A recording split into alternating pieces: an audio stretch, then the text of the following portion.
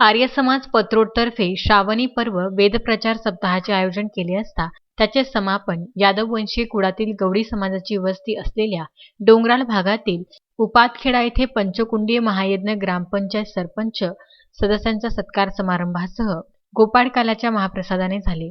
संपूर्ण गावात भगवे ध्वज व पथकाने गाव सजल्याने संपूर्ण उपातखेडा भगवामय झाले होते।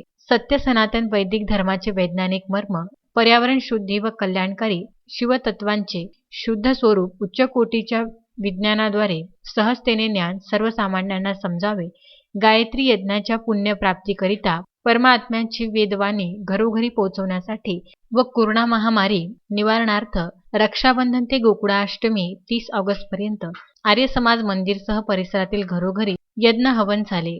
गायत्री महायज्ञाची पुनरावृत्ती सांस्कृतिक भवन उपातखेडा येथे 31 ऑगस्ट रोजी मंगळवारी भजनोपदेशिका साध्वी यशोदाजी आर्या, अनुवादक नारायण कुलकर्णी नांदेड यांच्या ब्रह्मत्वाखाली महायज्ञ पार पडले।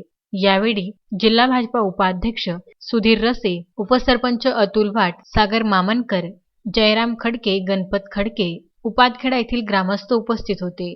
पंकज साबूसह नितीन दुर्बुडे, विदर्भ न्यूज, पत्रोड।